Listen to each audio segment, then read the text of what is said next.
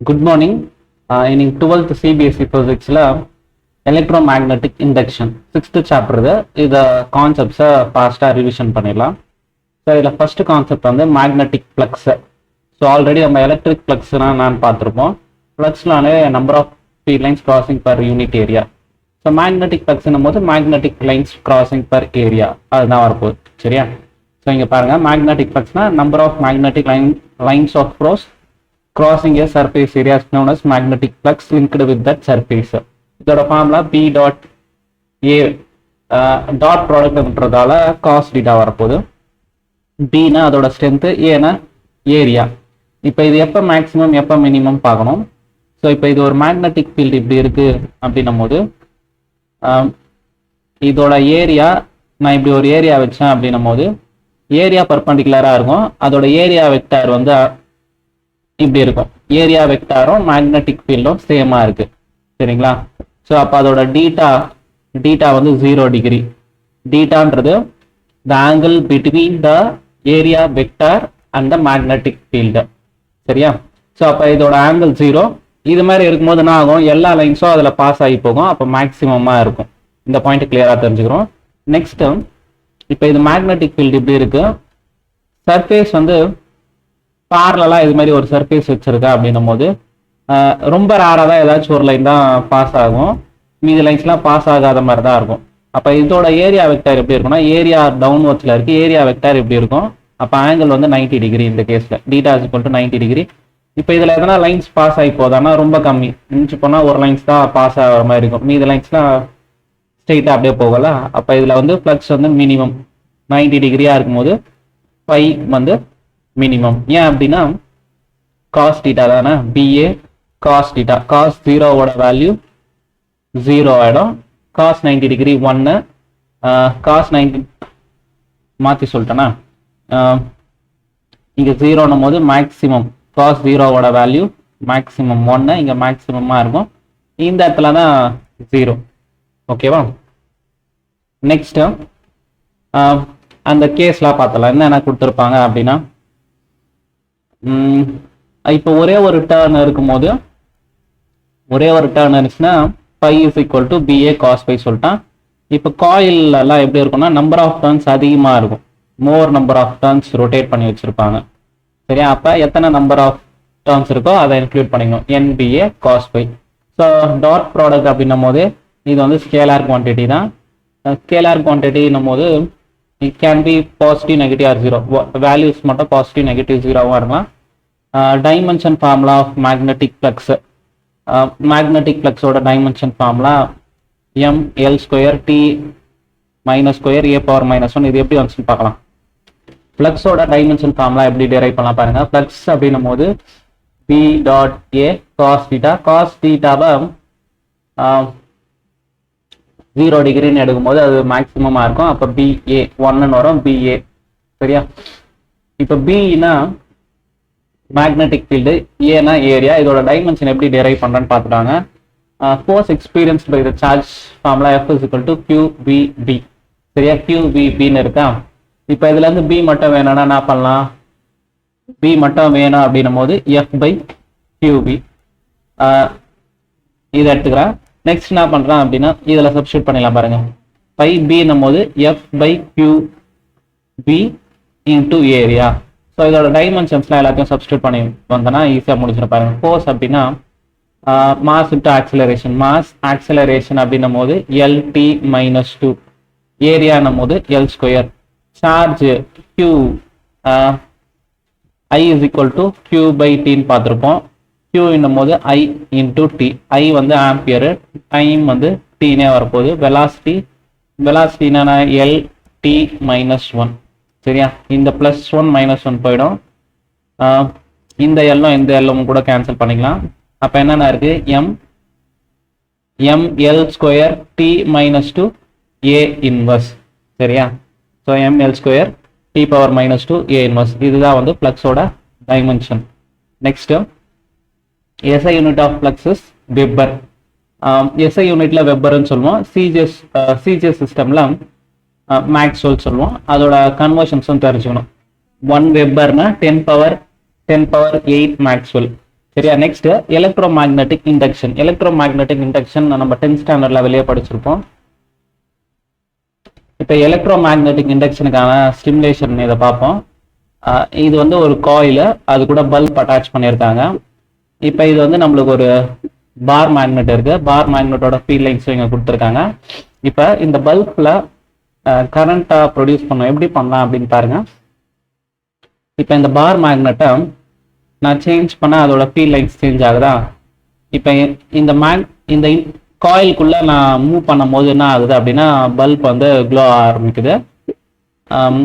இப்போ நான் இந்த மேக்னெட்டை உள்ள எடுத்துட்டு போகும்போது பல்ப் வந்துச்சு, பல்ப் எரிஞ்சிச்சு. ஸ்டேபிளாக வைக்கும் போது எதுவும் இல்லை, வெளியில் எடுக்கும் போதும் பல்ப் வருது. உள்ளே போகும்போதும் அந்த மோஷன் இருக்கும்போது தான் பல்ப் வந்து எரிய ஆரம்பிக்கும்.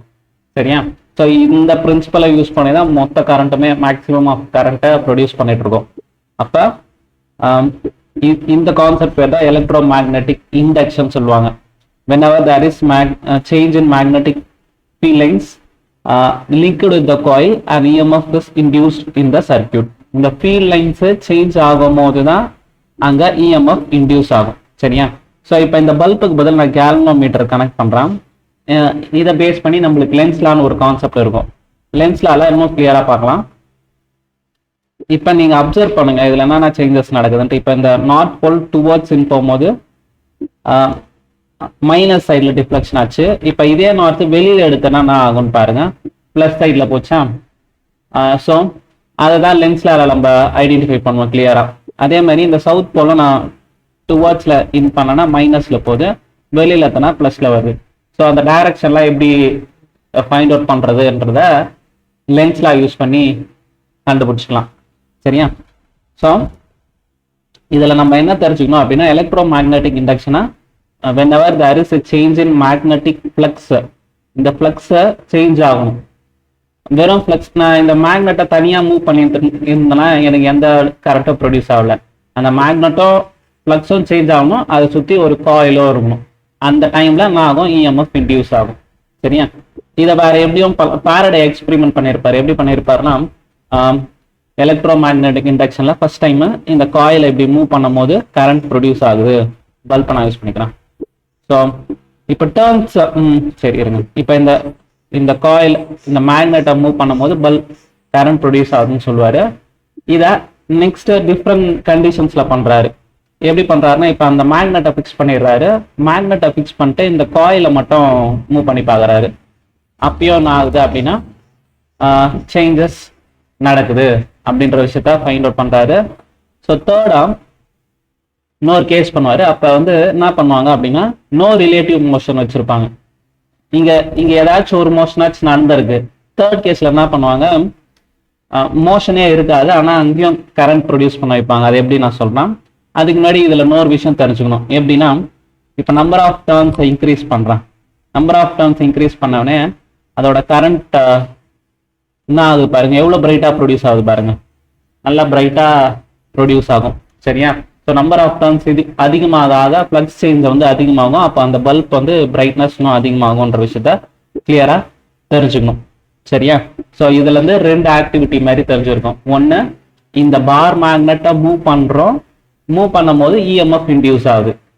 நெக்ஸ்ட் டைம் என்ன பண்றோம், மேக்னெட்டை ஃபிக்ஸ் பண்ணிடுறோம், இந்த காயிலை மூவ் பண்ணும் போது பல்பு க்ளோ ஆகுது. ரெண்டு விஷயத்த கிளியரா கத்துக்கணும். இப்ப நெக்ஸ்ட் ஆக்டிவிட்டியில என்ன பண்றோம் அப்படின்னா ரெண்டு ஆக்டிவிட்டி ஆல்ரெடி பார்த்துருக்கோம். இந்த ஆக்டிவிட்டியில என்ன பண்றோம் அப்படின்னா பார் மேக்னெட் எடுக்கல, அதுக்கு பதில் நான் எலக்ட்ரோ மேக்னெட் எடுத்திருக்கேன். இந்த எலக்ட்ரோ மேக்னெட்ல பொட்டன்ஷியலா வேரி பண்ணலாம். சரியா? அதை வந்து நான் கீ மாதிரி உங்களுக்கு நீங்க கீ மாதிரி இதை எடுத்துக்கலாம். சரியா? ஸோ இது கீ ஆன் பண்ண இப்ப 0ல வைக்கும் போது இது வந்து ஒரு நார்மல் காயிலா இருக்கு. இங்க எந்த ஒரு ஃபீல்ட் லைன்ஸோ ப்ரொடியூஸ் ஆகல, நார்மல் காயில் தான். இப்போ நான் கரண்ட் பொட்டன்ஷியல் கொடுத்தோடனே கரண்ட் இன்க்ரீஸ் ஆகும். கரண்ட் இன்க்ரீஸ் ஆனோடனே என்ன ஆகுது, மேக்னெட்டிக் ஃபீல்ட் லைன்ஸ் ப்ரொடியூஸ் ஆகுது. சரியா? அந்த விஷயத்த கிளியரா தெரிஞ்சு வச்சுங்க. இப்போ லாஸ்ட் ரெண்டு கேஸ்ல நம்ம என்ன பண்ணோம் அப்படின்னா மூவ் பண்ணோம், ஏதாச்சும் ஒன்றுத்த மூவ் பண்ணிட்டு இருந்தோம், அதனால EMF இன்டியூஸ் ஆச்சு. இங்கேயும் அதே மாதிரி ப்ரொடியூஸ் ஆகும் பாருங்க. இப்போ நான் இதை மூவ் பண்ணும் போது கரண்ட்டை ப்ரொடியூஸ் ஆகுது. எனக்கு இப்போ என்ன பண்ண போறேன் அப்படின்னா நான் இந்த காயிலை மூவ் பண்ணவே கூடாது, ஆனா எனக்கு கரண்ட் ப்ரொடியூஸ் ஆகணும். அது எப்படின்ட்டு யோசிச்சு பாருங்க பார்க்கலாம். எந்த ஒரு ரிலேட்டிவ் மோஷனும் இருக்கக்கூடாது, ஆனால் பல்பில் கரண்ட் மட்டும் ப்ரொடியூஸ் ஆகணும். என்ன பண்ணலாம் யோசிங்க பார்க்கலாம். நான் என்ன பண்ண போகிறேன் அப்படின்னா, இந்த ரெண்டு டேர்ம்ஸையும் பக்கத்தில் வச்சிடறேன். பக்கத்தில் வச்சுட்டு என்ன பண்ண போகிறேன் அப்படின்னா, ஜஸ்ட் சுவிட்ச் ஆன் பண்ணுறேன்.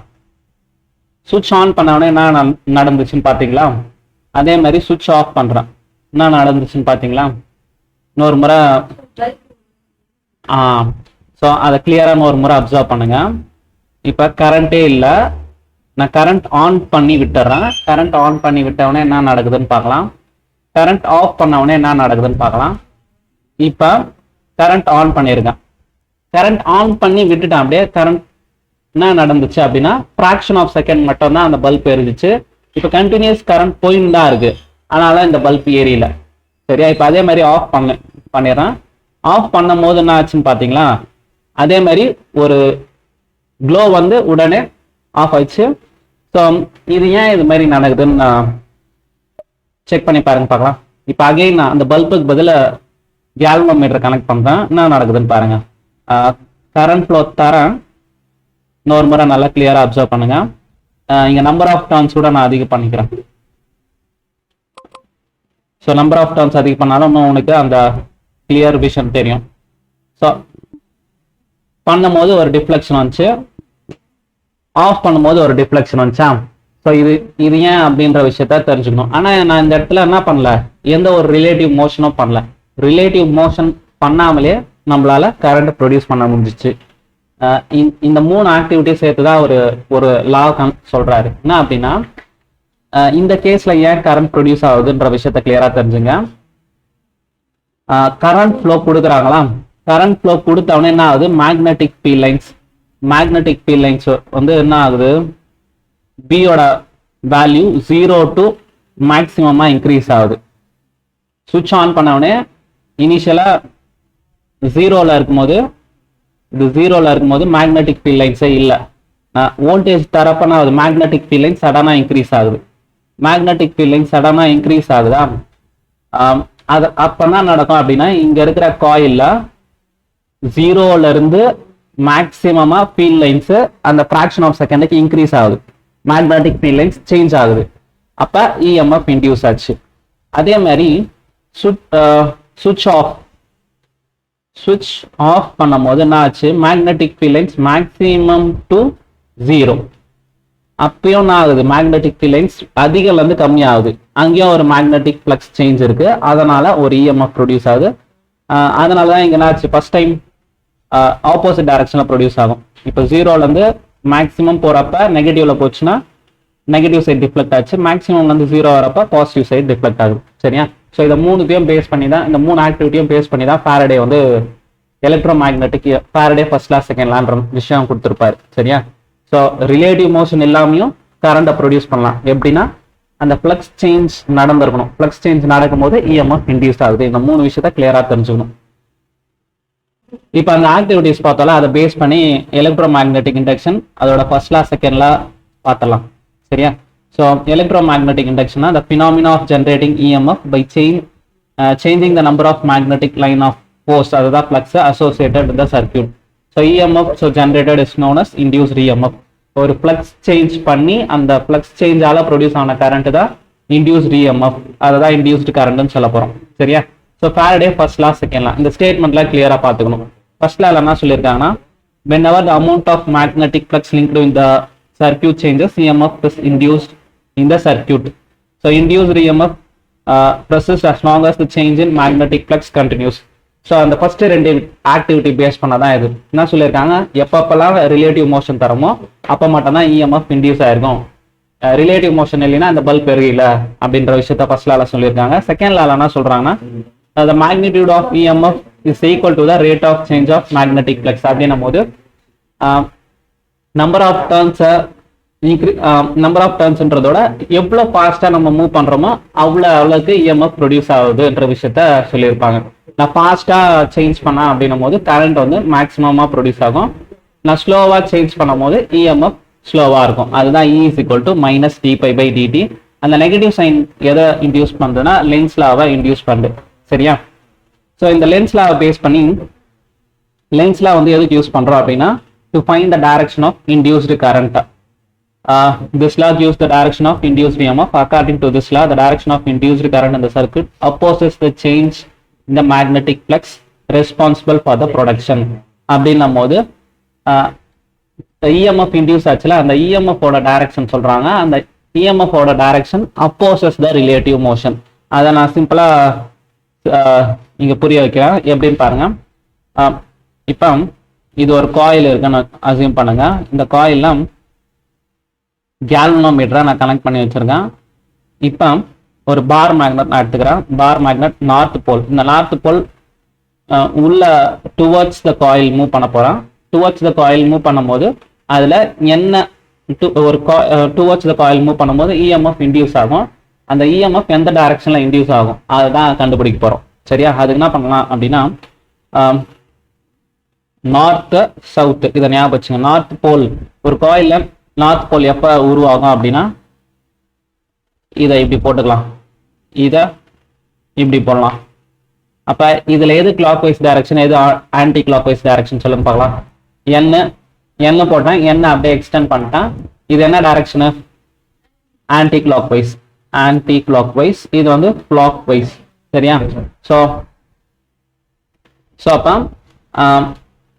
ஒரு காயில்ல ஆன்டி கிளாக் வைஸ் டைரக்ஷன்ல கரண்ட் ஃப்ளோ இருந்துச்சுன்னா அங்க நார்த் போல ஜென்ரேட் பண்ணும். கிளாக் வைஸ்ல கரண்ட் ஃப்ளோ இருந்துச்சுன்னா சவுத் போல ஜென்ரேட் பண்ணும். சரியா? லென்ஸ் லா படி it opposes the relative motion.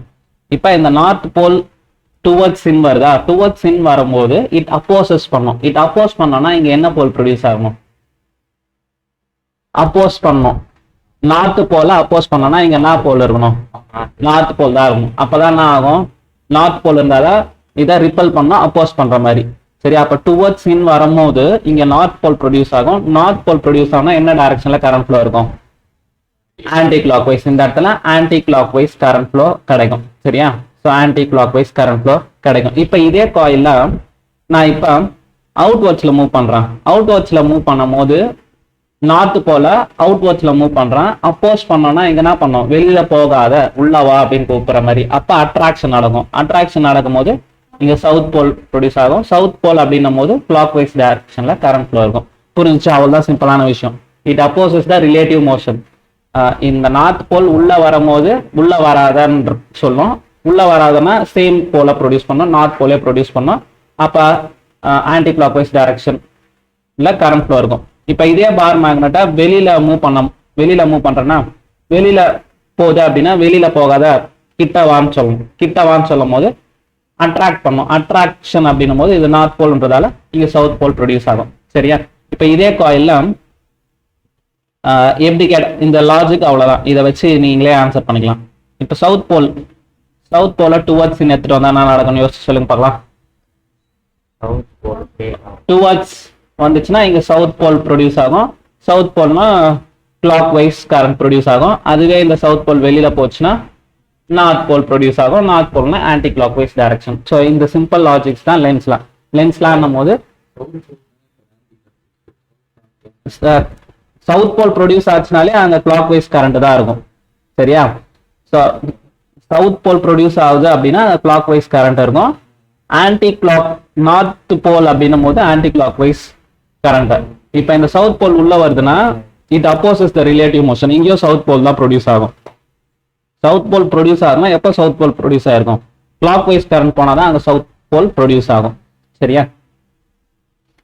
So லென்ஸ்லாவோட explanation கிளியரா புரிஞ்சிருக்கணும் அந்த எக்ஸாம்பிள்ஸ் வச்சு. So it opposes the relative motion அப்படின்ற வார்த்தை இம்பார்ட்டண்டா இருக்கணும். It obey the principle of conservation of energy. நம்ம யூடியூப்ல நிறைய ஃப்ரீ எனர்ஜின்னு பார்த்துருக்கோம். எல்லாமே அது ஃபேக் தான். ஏன்னா ஃப்ரீ எனர்ஜியா ப்ரொடியூஸே பண்ண முடியாது. இப்போ இது அப்போஸ் தானே பண்ணுது.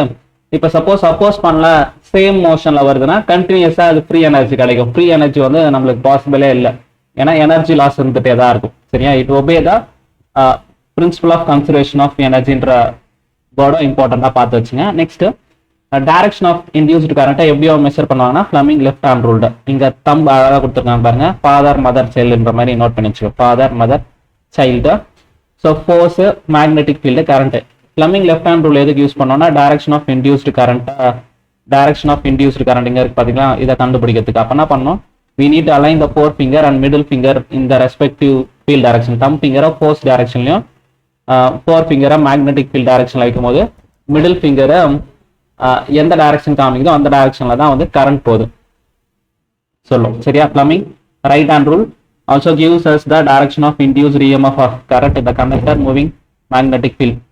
We stretch the forefinger, central finger and thumb finger of our right hand mutually perpendicular direction such that forefinger along the direction of the field and thumb finger along the direction of motion of the conductor, then the central finger will give the direction of induced current. இந்த ரெண்டும் நம்ம அந்த respective டைரக்ஷன்ஸ்ல இருக்கும்போது middle finger எந்த direction காமிக்குதோ அந்த டைரக்ஷன்ல தான் current produce ஆகும். சரியா? அப்ளிகேஷன் ஆஃப் லென்ஸ்ல இந்த பார் மேக்னெட்ல எப்படி கரண்ட் ப்ரொடியூஸ் ஆகுதுன்ற விஷயத்த கிளியரா தெரிஞ்சுக்கலாம். இப்போ நம்ம அந்த எக்ஸ்பிளனேஷன்ஸ் நான் ஃபர்ஸ்டே கொடுத்தேன் பாத்தீங்களா, அதுதான் இங்க கொடுத்துருப்பாங்க. என்ன கொடுத்துருக்காங்க பாருங்க. இங்க when the north pole of the bar magnet is moved towards the coil, the current induced என்ன போல் ப்ரொடியூஸ் ஆகும் சொல்ல பாருங்க. இப்போ தானே சொல்லி கொடுத்தேன். when the north pole of your bar magnet is moves towards the coil, என்ன போல் ப்ரொடியூஸ் ஆகும், என்ன டைரக்ஷன்ல கரண்ட் இருக்கும்? Very good, north anti clockwise. So anti clockwise கரெக்டாக கொடுத்துருக்காங்க பாத்தீங்களா. அப்போ நார்த் போல் ப்ரொடியூஸ் ஆகும். அதே மாதிரி இங்க when the north pole of the bar magnet is moved away from the coil அப்படின்னும் போது clockwise current ப்ரொடியூஸ் ஆகும், சவுத் போல் ப்ரொடியூஸ் ஆகும். சரியா? ஸோ இதையே ரெண்டு காயில் இருக்கும் போதும் இதே அப்ளை பண்ணிக்கலாம். when the current carrying coil is moved towards the stationary coil, the direction of current in the stationary coil shown in the figure. So இது ரெண்டுத்தையும் இந்த டயக்ராமையும் அப்சர்வ் பண்ணீங்கன்னா இது வந்து ஒரு பார் மேக்னெட் மாதிரி ஆக்ட் ஆகும். ஏன்னா காயில அதுக்கு பேட்டரி சப்ளை கொடுத்துருக்காங்க. அப்பனா அது டுவர்ட்ஸ் இன் போகும்போது கிளாக் வைஸ்ல கரண்ட் ப்ரொடியூஸ் ஆயிருக்கு, அவுட் வர்ட்ஸ்ல போகும்போது ஆன்டி கிளாக் வைஸ்ல கரண்ட் ப்ரொடியூஸ் ஆயிருக்கு. சரியா? இந்த விஷயத்த கிளியரா தெரிஞ்சு வச்சுங்க. நெக்ஸ்ட் இந்த டயக்ராம் இதோட எக்ஸ்பிளனேஷன் கிளியரா பார்க்கலாம். when the two coil A and B are arranged as shown in the figure, then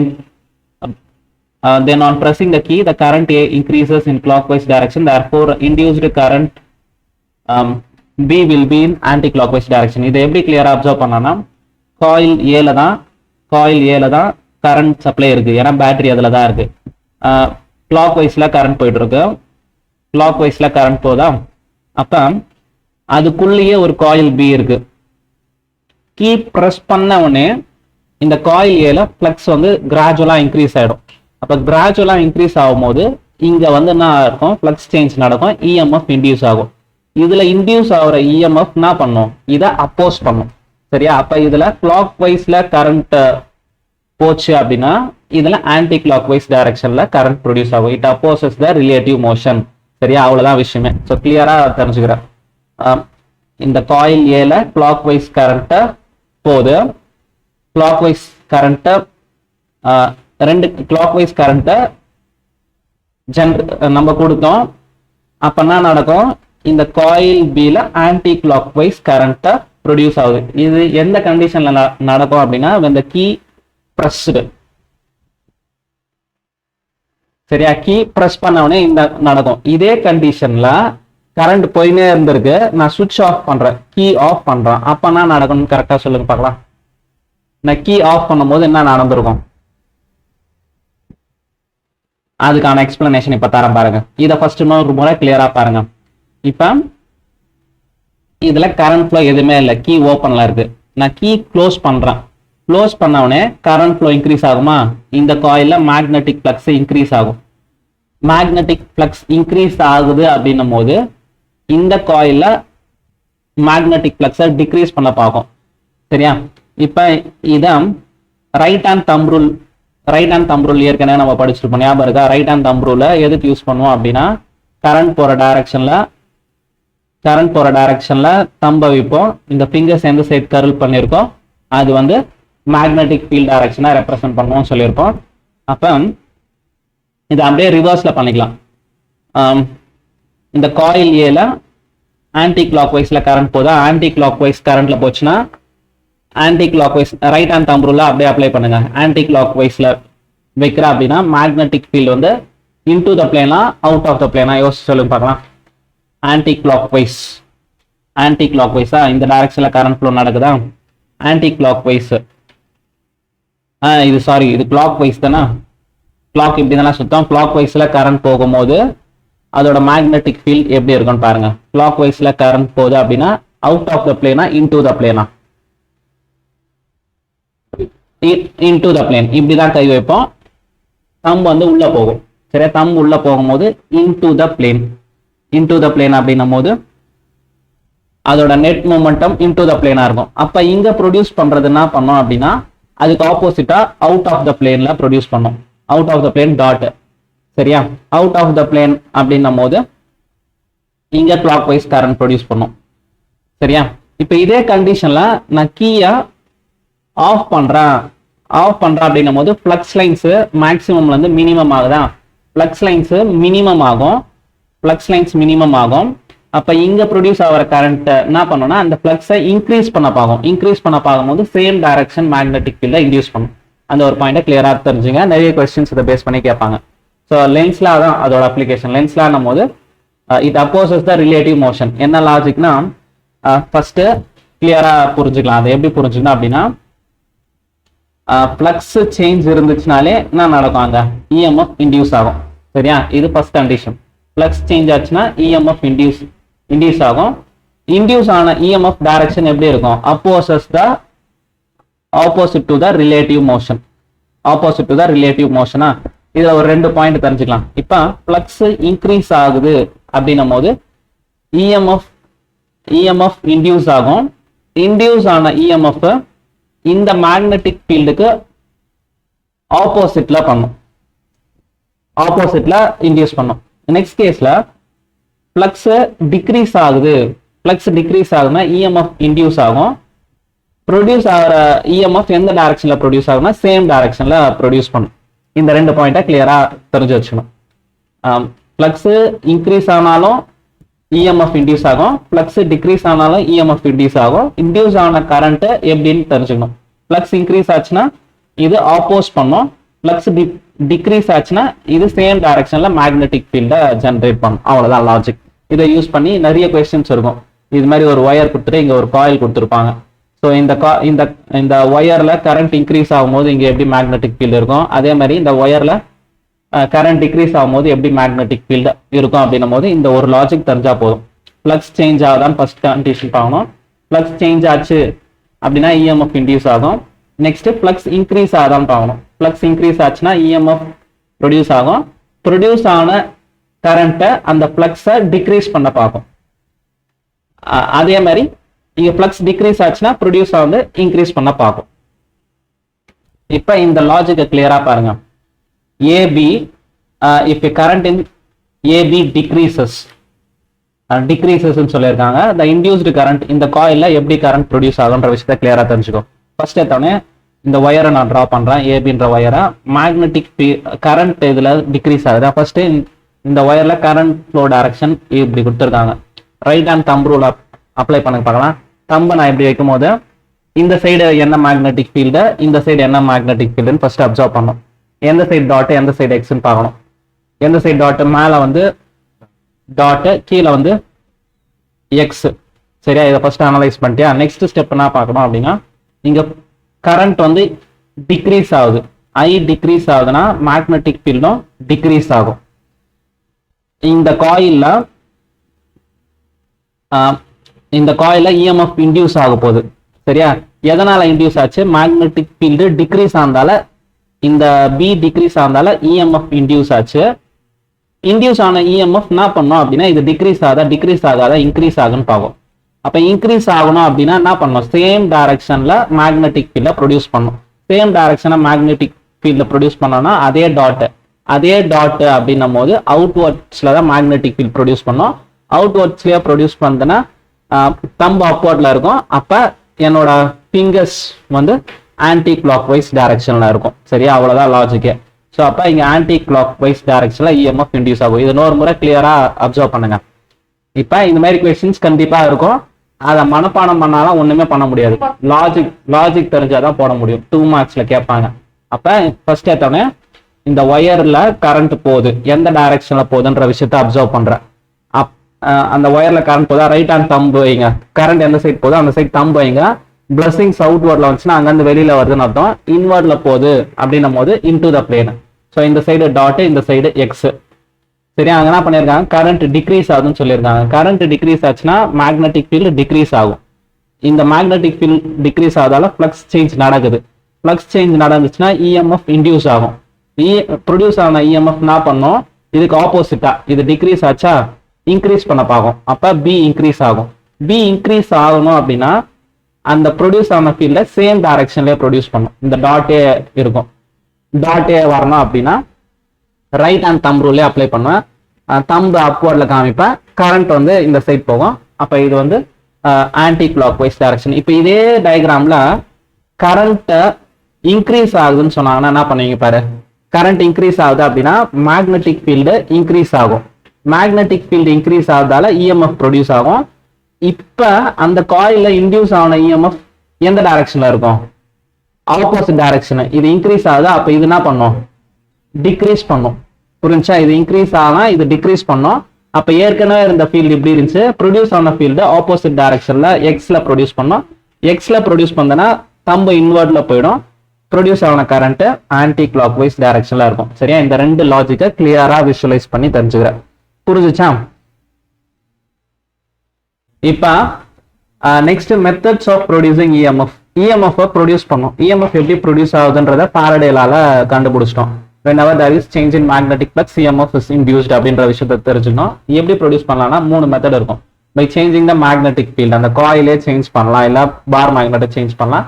next விஷயம் by changing the area. Third வந்து பை சேஞ்சிங் த ஓரியன்டேஷன். 3 விஷயம் இருக்கு. ஸோ ஃபர்ஸ்ட் விஷயத்துக்கு அந்த மேக்னெட்டிக் ஃபீல்டை டிஸ்டர்ப் பண்ணாலே போதும். இப்போ பை சேஞ்சிங் த ஏரியா, இதுதான் வந்து மோஷனல் இஎம்எஃப் பண்ணுவோம். இதோட டெரிவேஷனை நம்ம இப்போ பார்க்கலாம். சரியா, மோஷனல் இஎம்எஃப் பண்ணும் போது என்ன பண்ணலாம் அப்படின்னா, இங்க எக்ஸ்ன்னு கொடுத்துருக்காங்களா, அப்போ magnetic field cut in to the plane. இங்க ஒரு காயில் இருக்கு. இந்த ஏபின்றது மூவபிள், மூவ் பண்ணலாம். இது வித் த வெலாசிட்டி v, இதோட லென்த் எல்ன்னு எடுத்துக்கலாம். Conducting rod of length L moves with the velocity perpendicular to the uniform magnetic field BLV. EMF induces BLV. இது எப்படி வந்துச்சுன்ற விஷயத்தை பார்க்கலாம். ஃப்ளக்ஸ் அப்படின்னும் போது என்ன ஃபார்முலா சொல்லுங்க பார்க்கலாம். ஃப்ளக்ஸ் அப்படின்னும் போது phi is equal to B dot A cos theta வரும். இங்க cos theta 0, theta வந்து 0ன்னு எடுத்துப்போம். cos 0 1, B phi is equal to BN வரப்போகுது. BN வரப்போதா. நெக்ஸ்ட் டேர்ம் EMF induced அப்படின்னும் போது ஃபாரடேலால என்ன பார்த்துருப்போம்னா E is equal to minus d pi by dt. ஏன் மைனஸ் அப்படின்னா அந்த லென்ஸ்ல பார்த்தோம்ல, it opposes the relative motion, அதனால தான் மைனஸ் கொடுத்துருப்பாங்க. ஸோ அந்த மைனஸ் வந்து டைரக்ஷன் மட்டும் தான் ரெப்ரசென்ட் பண்ண போது. ஏரியாவை இப்போ என்ன பண்ணலாம், EMF பண்ணும்போது d by dt பைய b டாட் ஏன்னு எடுத்துக்கிறேன். ஏரியா அப்படின்னா லென்த். இந்த லென்த் ஏரியானா சப்போஸ் இந்த டிஸ்டன்ஸ் வந்து நான் எக்ஸ்ன்னு எடுத்துக்கிறேன்னு வச்சுக்கோங்க. D change in distance del x. இந்த லென்த் வந்து அப்படியே தான் இருக்கும் எல்ன்ட்டு. அப்போ ஏரியாவை நான் என்ன சொல்லலாம், டிஎக்ஸ் இன்டூ லென்த்ன்னு சொல்லலாம். கரெக்டா? ஸோ இது எவ்வளோ சேஞ்ச் ஆகுது அப்படின்ற விஷயத்த EMF is equal to d by dt. பியை பின்னு எடுத்துப்பேன், ஏரியாவை டெல் எக்ஸ் இன்டூ எல்ன்னு எடுத்துப்பேன். நெக்ஸ்ட் என்ன பண்ணுவோம் அப்படின்னா வெலாசிட்டி இன்க்ளூட் பண்ணுவோம். அதுக்காக என்ன பண்ணுவோம், வெலாசிட்டி அப்படின்னும் போது டிஸ்பிளேஸ்மெண்ட் இங்கே டெல்லுன்னு எடுத்துருக்கலாம். Del X by del T DT, ரெண்டுமே டின்னு போட்டால் டினே போட்டுங்க. சரியா? அப்போ டிஎக்ஸ் பை டிடியா வெலாசிட்டினா, அப்போ இங்கே டிஎக்ஸ் மட்டும் வேணும் அப்படின்னா பி இன்டூ டிடி சப்ஸ்டியூட் பண்ணலாமா? என்ன பண்ணலாம் அப்படின்னா பி டிஎக்ஸுக்கு பதில் பி டிடி எல் டிடி. அப்போ டிடி டிடி போயிடுச்சுன்னா இஎம்எஃப் அப்படின்னும் போது பிபிஎல். அப்போ இன்டியூஸ்டு இஎம்எஃப்னா பிஎல்பி ஆர் பிபிஎல். ஸோ பின்றது மேக்னெட்டிக் ஃபீல்டு, எல்ன்றது லென்த்து, பி வெலாசிட்டி. ஸோ எவ்வளோ ஃபாஸ்ட்டாக நம்ம மூவ் பண்ணுறோமோ அந்த அளவுக்கு இஎம்எஃப் ஜென்ரேட் ஆகும். சரியா? இது கிளியராக பார்த்து வச்சுங்க. இன்னொரு முறை வேணா கிளியராக பார்த்துங்க. ஃப்ளக்ஸ்னா B dot A cos theta, டீட்டாவோட ஆங்கிள் 0. அப்போ பி டாட் ஏ. இஎம்எஃப்னா டி பை பை டிடி. பைனா பி டாட் ஏவா ஏரியாவை லென்த் இன்டூ பிரெத்ன்ற மாதிரி இதை டிஎக்ஸ் இன்டூ எல்னு எடுத்திருப்பேன்.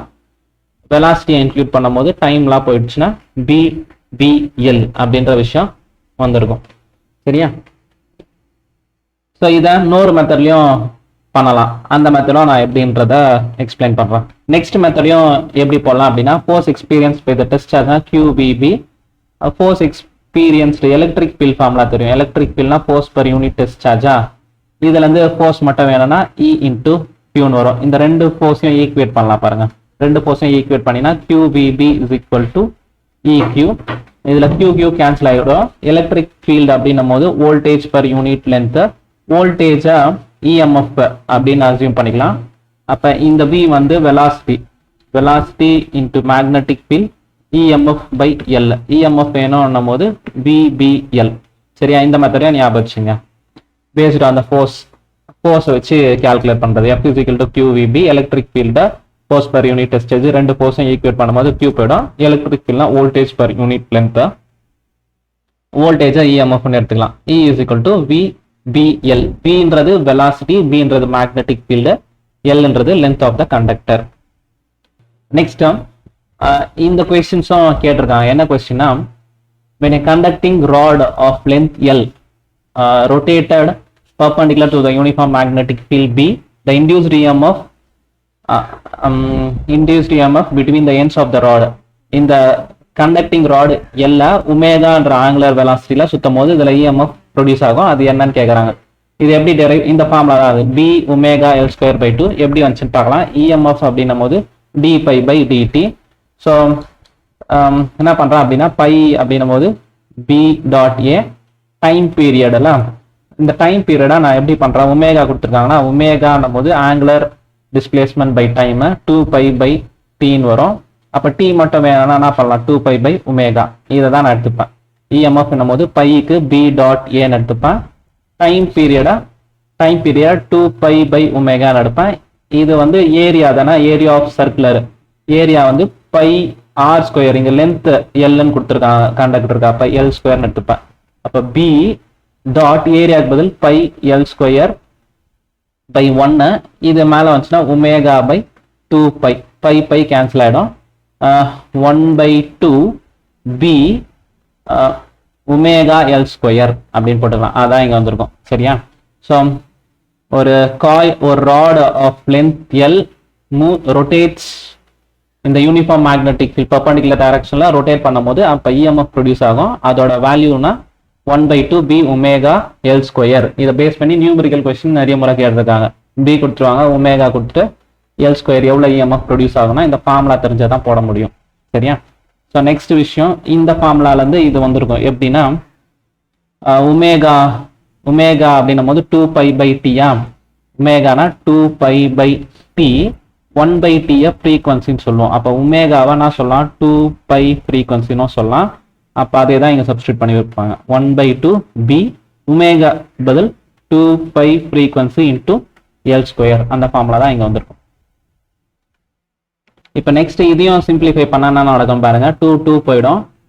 பி பை ஒமேகா எல் ஸ்கொயர்னு வந்திருக்கும். பையும் எல் ஸ்கொயரும் ஏரியான்னு எடுத்துக்கலாம். கரெக்டாக ஏரியானா பை எல் ஸ்கொயரு. அப்போ பி இன்டூ ஏ ஒமேகா அதுதான் இங்கே போட்டிருப்பாங்க. B angular frequency area. சரியா? இத்தனை ஃபார்முலாஸ் ஞாபகம் வச்சுக்கணும். ஸோ ஒரு ராடா ஆஃப் லென்த் எல் ரொட்டேட் பண்ணுறோம். ரொட்டேட் பண்ணும்போது அதில் இஎம்எஃப் ப்ரொடியூஸ் ஆகும். அதோட வேல்யூ வந்து 1/2 பி ஒமேகா எல் ஸ்கொயர். அப்படி இல்லைனா B A omega. BA nu frequency nu தானே, நியூ